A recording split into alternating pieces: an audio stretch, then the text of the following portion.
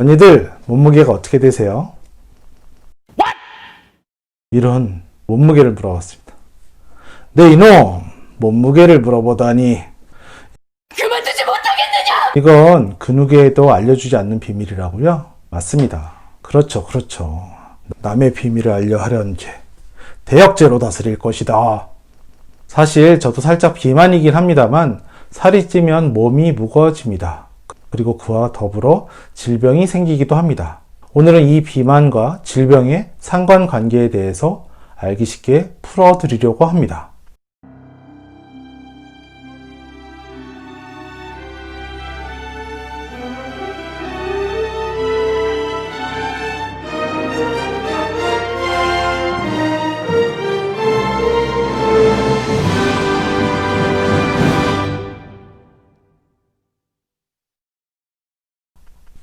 안녕하세요, 김사부입니다.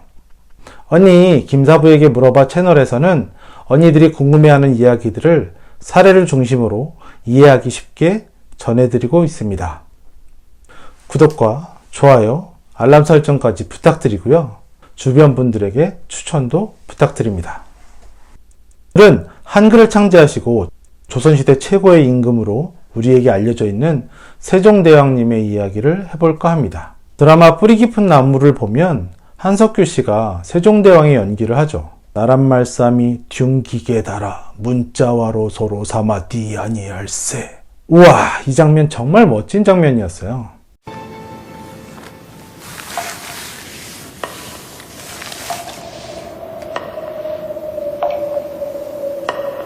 나란 말씀이 흉기게 달아 문자와로 서로 삼았디 아니할세. 해여 수비일켜 날로 쓰매 편안케 하고자 할 따름이니라. 사극들을 보면 우리가 아는 배우들이 나오기 때문인지 몰라도 왕도 그렇고 왕비도 그렇고 잘생기고 예쁘고 날씬한 사람들만 나오잖아요. 그런데 사실 실제 인물들은 우리가 알고 있는 그런 사실과는 다르다는 점 알고 계신가요? 세종대왕의 어진을 보면 우리가 흔히 알고 있는 유학자풍의 어진 그 모습이죠. 여러분들 많이 보셨었잖아요. 그런데 대부분의 왕족들이 그러하듯이 매일 수라상이 올라오는 터라 세종대왕 또한 잘 먹었기도 하고 어려서부터 육식을 즐겨하였으니 또 공부만 하는 학자 스타일이라 이에 대한 결과로 몸은 비만이었고 일생을 병마와 시달렸다고 하네요. 실제로는 우리가 생각했던 것과 달리 후덕했던 거죠. 저 정도보다 더 살이 찐 걸로 알고 있습니다. 조선시대 왕은 하루 5끼를 먹었다고 합니다. 드라마에서 보면 왕의 식탁엔 어마어마한 상들이 올라오죠. 전국 팔도에서 올라오는 제철 식재료에 조선 최고의 요리사가 만들어낸 수라상. 생각만 해도 군침이 도는데요. 매일 저렇게 먹으면 살이 안 찔 수가 없지 않겠어요? 실제 세종의 얼굴은 이랬을 것이다 라며 어떤 학자님께서 복원한 세종의 복원 모습입니다. 생각했던 거와 많이 다르죠. 저도 한석규나 어린 세종역을 했던 송중기 얼굴 정도 생각했었는데 많이 다르더라고요. 생각보단 잘생기진 않으셨습니다. 비만이 생기면 가장 생각나는 질병이 뭔가요? 네, 바로 당뇨입니다. 세종대왕도 29살부터 당뇨를 앓기 시작했다고 합니다. 비만에 운동을 좋아하는 스타일도 아니라서 걸어다니는 종합병원이라고 불릴 정도로 병들이 많았다고 하는데요. 어이만 죽어났죠. 병이 생기면 병을 치료는 해야 할 거 아닙니까? 나라의 왕이시고 지존이신데. 그런데 약으로 고치기엔 한계가 있었던 거죠. 요즘 시대에도 약을 감기약, 두통약 여러 가지를 한꺼번에 쓸 수는 없는 겁니다. 당시 어인은 약을 마구잡이로 처방할 수만은 없어서 음식을 통해 이를 치료했는데요. 이를 식치라고 합니다. 음식식, 다스릴 치.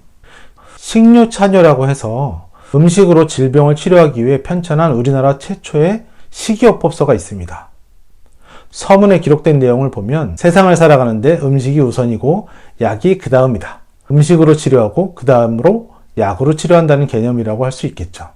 여기 기록된 내용을 보면 다양한 음식들로 치료를 했다고 합니다. 당뇨에 좋은 음식은 채소류 중에 시금치, 콩나물, 양파, 여주, 보리 등이 있고 열량이 적은 식품으로는 곤약, 해조류, 버섯류, 우뭇가사리 등과 식물성 기름으로 알려져 있는 고등어가 좋다고 해요.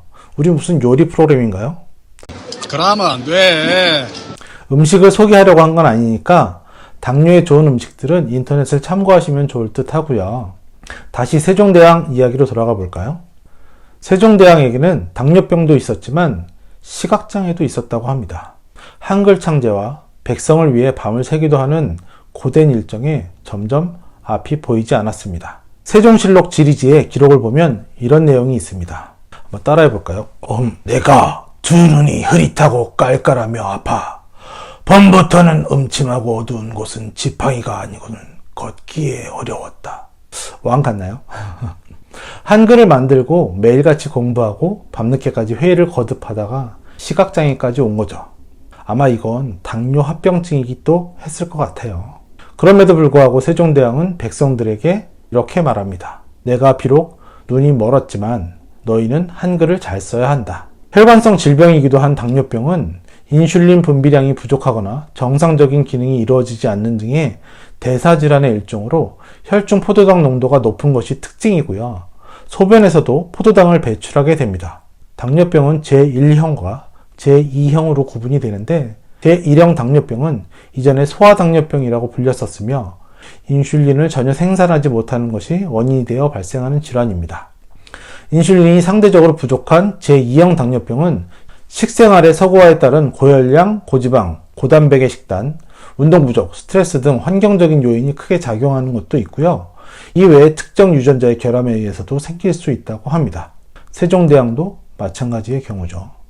우리가 아는 당뇨병의 대표적인 합병증으로는 뇌졸중을 비롯해 실명의 원인이 되는 망막병증, 심장마비를 일으키는 심근경색과 협심증, 신장이 망가지는 만성신부전증, 말초신경과 발이 괴사하는 당뇨발 등이 있습니다. 아는 질병들 많이 나오죠? 보험 이야기로 넘어와서 일단 당뇨 하나만 가지고 보험을 논하기엔 좀 어려울 듯해요. 하지만 보험에도 당뇨가 생겼을 때 보험금을 지급하는 그런 담보가 있습니다. 당뇨병 치료비라는 담보인데요. 이게 보험이라고 하기엔 좀 보통 고혈압 보험에서 추가할 수 있는 특약 형태로 많이 판매되고 있는데요. 당화혈색소 수치 6.5% 이상이거나 9% 이상에서 주는 진단비가 각각 200만원, 300만원 정도밖에 되지 않고요. 납입기간 동안 내야 하는 보험료가 거의 보험금에 맞먹는 수준이라서 위험을 대비하기 위한 보험이라고 하기엔 좀 어려울 듯 합니다. 또 다른 담보 중엔 만성 당뇨병 합병증, 당뇨병 합병증 진단비라고도 하는데요. 만성이란 이야기는 이 병에 의해서 계속해서 시름시름 앓고 있는 정도를 말하는 거고요. 합병증이 왔다는 얘기는 아주 심각한 수준이라고 할 수 있는데요. 이런데도 보험금은 100만원에서 200만원 정도니까 보험으로서의 가치를 하기에는 너무 아쉽다고 할 수 있겠죠. 그럼 어떤 보험을 들어야 하는 걸까요? 고혈압, 고지혈증, 당뇨병 등의 혈관성 질병들은 꾸준히 약을 먹으면서 치료하는 병이기 때문에 마땅히 가입할 만한 보험이 적당하지가 않습니다. 그런데 이 질병들이 심혈관계, 뇌혈관계의 질병으로 이어지거나 그에 따른 합병증이 발생하면 심각한 후유증을 유발하고 병증도 유발하고 또 그 때문에 사망을 하기도 합니다. 따라서 허혈성 심장질환 진단비, 뇌혈관 진단비의 2대 진단금을 잘 가입하는 것이 중요할 듯 합니다. 여러분의 보험에 이 두 가지 용어가 들어있는지 꼭 점검해 보시길 바라고요. 뇌혈관 진단비와 뇌혈관 질환 수술비, 허혈성 심장질환 진단비와 허혈성 심장질환 수술비, 보험 상품에 대한 문의는 위에 카톡 아이디로 연락을 주시면 성심성의껏 상담해 드리도록 하겠습니다. 상담을 원하시는 분들은 이름, 연락처, 직업, 연령 등의 정보를 알려주시면서 상담을 신청해 주시면 좀 더 원활할 것으로 보입니다. 마지막으로 세종대왕에 대해 모르는 사실 하나를 더 좀 알려드리면 이분 진정한 사랑꾼이셨던 것 같아요. 대부분의 왕들이 당연히 후궁도 맞이하고 여러 자손을 보는 건 맞지만 세종대왕은 슬하에 18남 4녀를 두셨어요. 사실 조선왕조 역사상 아들을 가장 많이 낳은 왕이었다고 합니다. 많은 백성들의 사랑을 받았던 왕이지만 혼민정음을 반포한 지 4년 만에 54세의 젊은 나이로 승하하시게 됩니다. 이 또한 비만에 의한 당뇨 합병증으로 돌아가셨던 걸로 생각되지만 그가 남긴 위대한 업적들은 우리의 가슴속에 늘 남아있을 거라고 생각됩니다. 여기서 오늘 방송은 마칠까 합니다. 저는 다음에 궁금한 이야기 가지고 또 올게요. 안녕!